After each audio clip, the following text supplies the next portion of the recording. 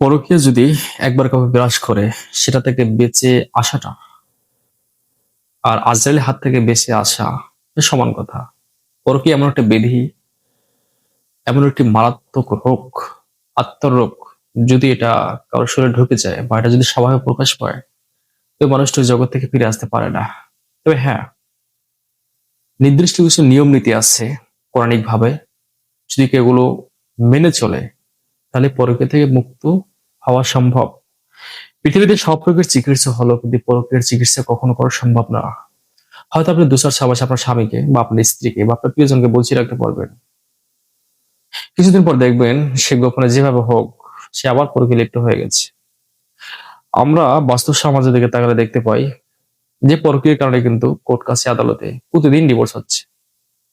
স্ত্রী স্বামীর নামে মামলা করছে, স্বামী স্ত্রীর নামে মামলা করছে। কেন? আমার স্বামী পরকীয়া করে, আমি ওর ভাত খাবো না। আমি ওকে বারবার বুঝিয়েছি। ও অন্য নারী নিয়ে বাহিরে বাহিরে থাকে, ছেলে সন্তানের খোঁজ খবর নেয় না, আমাকে ভালোবাসে না, আমাকে সম্মান দেয় না, আমাকে ভাত কাপড় দেয় না, সে দূরে দূরে থাকে। একটা সময় সে আমাকে ভালোবাসতো, কিন্তু আমি পরে জানতে পারছি বিবাহের পূর্বে তার অমুক নারীর সাথে সম্পর্ক ছিল। কিন্তু সে এক প্রকার বাধ্য হয়ে পিতামাতার কথা সে বিবাহ করেছে। আর সে নারীর সাথে সম্পর্ক আছে, আমি নামের মতো স্ত্রী, কিন্তু স্ত্রী হলো সেই পরকীয়া ব্যক্তি। এমনও মহিলা আমাদের কাছে আছে যাদের স্বামী কোটিপতি, লক্ষ লক্ষ টাকার বিজনেস, স্ত্রীর সাথে ঘরের সময় দেয়, কিন্তু বাইরে সে পরকীয়া করে। কোনোভাবেই তাকে এই ভালো পথে আনা সম্ভব না। বহু ডাক্তার কবিরাজ দেখাইছে তার মেন্টালি কোনো সমস্যা আছে কিনা, না নেই। আসলে পরকীয়া এটা কেন মানুষ করে? এটা হলো একটা আত্মার রোগ, এটা হলো চারিত্রিক দোষ। এই দোষগুলো থেকে মুক্ত হতে হলে আপনাকে আশ্রয় নিতে হবে কোরআনের। কারণ কোরআনের মধ্যে দিয়ে এই পরকীয়া চিরদিনের জন্য বন্ধ করে দেওয়া সম্ভব। যেমন ছোট একটা আমল আমি বলে দিচ্ছি, আপনি করতে পারেন, আল্লাহর রহমতে আপনার স্বামী বা প্রিয়জন যেই হোক না কেন এই পথ থেকে ফিরে আসবে। আসলে এই পথ থেকে ফিরে আসতে হলে সর্বপ্রথম ওই ব্যক্তি চেষ্টা করতে হবে, তওবা করতে হবে, খাস তওবা, তওবায়ে নাসুহা। এই যে আপনারা বিভিন্ন ওয়াজ মাহফিলে শুনেন যে তওবায়ে নাসুহা, নাসুহা নামে এক ব্যক্তি ছিল, সে স্বর্ণ চুরি করতো, একটা ভুল মিথ্যা কথা। কোরআনে তো আছে নাসুহা শব্দটা বিশুদ্ধ তওবা। বিশুদ্ধ তওবা বোঝেন?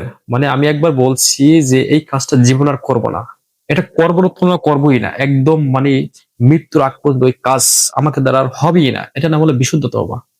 মানে কোনো প্রকার খারাপ কাজ আমি করবো না, এটাকে বলা হয় আরবিতে নাসুহা। এটা বিশুদ্ধ তওবা, নাসুহা কোনো ব্যক্তি না।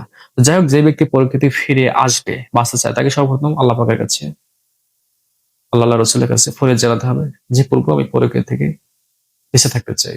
এক, এবং ওই ব্যক্তি যদি এগুলো না করে, তার স্ত্রী যদি এটা থেকে ফিরাতে চায়, তো সাধারণ একটা আমল আমি বলে দিচ্ছি, সেটা হলো সূরা মাইদার ৬৪টা আয়াত আছে। এই আয়াতটা আপনি কিভাবে ব্যবহার করুন? বিভিন্ন জন বিভিন্ন মাধ্যমে বা অনলাইনে বলে থাকে যে একটা ১২০ বার পাঠ করলে আপনার স্বামী পরকীয়া থেকে ফিরে আসবে। আসলে আপনারা দেখেন অনেক আমল করছেন অনলাইনে, কিন্তু কাজ হয় না। এই না হওয়ার পেছনে অনেক রহস্য, সেই বিষয়ে নিয়ে আমি আরেকবার ভিডিও বানাবো। ও আপনারা আমল করার পরও কাজ হয় না। কেন? তো চেষ্টা সাধনা করার পর আপনার স্বামী ফিরে আসে না? কেন? তো চেষ্টা সাধনা করার পর আপনার স্ত্রী আপনাকে আপনারটা খাবে, আপনারটা পরবে, আপনার ঘরে থেকে এসে অন্যজনের সাথে পরকীয়া করবে, তারপর সে ফিরছে না। এই পরকীয়ার কারণে ঘরের ভিতরে মারামারি, ধরাধরি, কোনো শান্তি নেই, কোনো সংসারে উন্নতি নেই।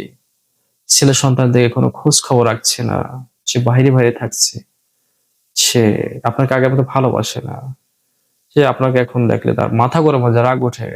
এটা কিন্তু ব্ল্যাক ম্যাজিকের লক্ষণ, এটা কিন্তু পরকীয়ার কারণে হয়ে থাকে। স্ত্রীকে আগের মতো ভালোবাসেন, দেখতে পারে না। তো যাই হোক, আমি কথায় আসি, যদি আপনি আপনার স্বামীকে বা প্রিয়জনকে পরকীয়া থেকে মুক্ত রাখতে চান, তাহলে আপনার কিছু মোটা সন্দপ লবণ নিতে হবে। অর্থাৎ মোটা, আপনারা যে দোকান থেকে লবণ কিনে সেখানে যাবেন, যাওয়ার পরে বলবেন যে সন্দপ লবণ দেন।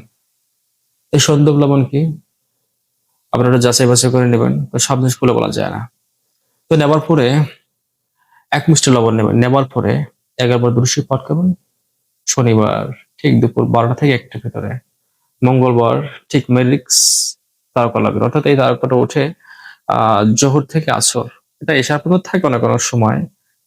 কারণ আকাশের তারকা তো ৭টা তারকা আছে, শামস, উত্তরে, মেট্রিক, জাহল, জোহল, কামার, জোহরা, এবং ৭টি তারকা আছে।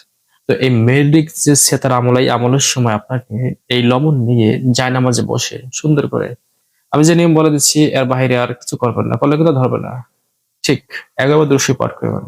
এবং আল্লাহর কাছে দোয়া করবেন যে মালিক এই দরিদ্রের হাদিয়াটুকু নজরানার স্বরূপ আল্লাহ রসুল, আল্লাহ আপনার রসুলের নিকট, আমাদের নবীজির নিকট মেহরবানি করিয়া এই নজরানাটুকু বললো না দূরটুকু বকশিস করে দিলাম। সে কি বকশিসের দাবিদার? এটা তো মারাত্মক ধরে পাপি হবেন আপনি। বলো যে নজরানা স্বরূপ পাঠালাম সালামটুকু এবং দূরদের হাদিয়াটুকু নজরানা স্বরূপ আপনার হাবিবকে পৌঁছে দেয়। এটা বলে আল্লাহ আমি এই কাজের জন্য এই নেটে করছি আপনার পবিত্র কালামুল্লাহ দ্বারা আপনি দয়া করে আমার কাছে সফল করে দেন। সেই গুণে গুণে আপনি 21 বার সূরা মাইদার 64 নম্বর আয়াত পাঠ করবেন। কিভাবে পাঠ করবেন? বিসমিল্লাহির রহমানির রহিম।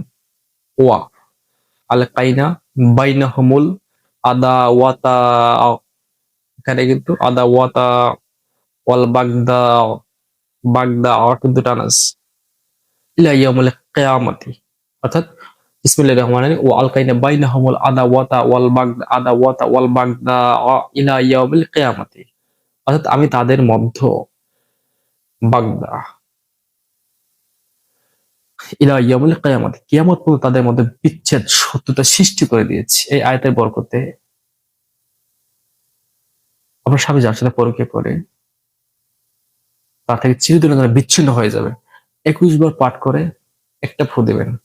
এভাবে ঠিক আপনি 3 বার পাঠ করবেন। 21 বার পাঠ করে একটা, 3 বার না, 7 বারও না, ঠিক 21 বার পাঠ করে একটা। 3 21 কত? 63 বার পাঠ করার পর এবং নাম নেবেন। আর যদি নাম না জানা থাকে তাহলে কিভাবে কি করবেন সেটা আমাকে আমার কমেন্ট বক্সে জানাবেন, আমি আপনাদেরকে বলে দেবো ইনশাল্লাহ। তারপরে এই লবণটা কি করবেন? এই লবণটাকে আপনি শনিবার মঙ্গলবার ঠিক আগুনের ভিতরে অল্প অল্প করে দিয়ে এভাবে গরম করবেন আর স্বামীর চেহারা স্মরণ করবেন। দেখবেন কিছুদিনের ভিতরে কিসের পরকীয়ার, কিসের প্রেম আর কিসের প্রীতি আর কিসের এত ফোনের হাই হ্যালো কেমন আছো কোথায় আছো, দেখবেন বাইজা গেছে ঝগড়া মারামারি। তুই কেঠা তোর তো চিনি নাই, দেখবেন আল্লাহ করে কি তাছি, আমি বলে গেলাম ইনশাল্লাহ। তো করুন আমলটি, আপনাদেরকে যারা সমস্যা আছেন আল্লাহ আপনাদের মনোবাসনা পূর্ণ করুক। আর আমি যদি কোনো আমল দিই তো বুঝতে হবে, এটা পরীক্ষা নিরীক্ষা না করে কখনো এমন অনলাইনে প্রকাশ করি না।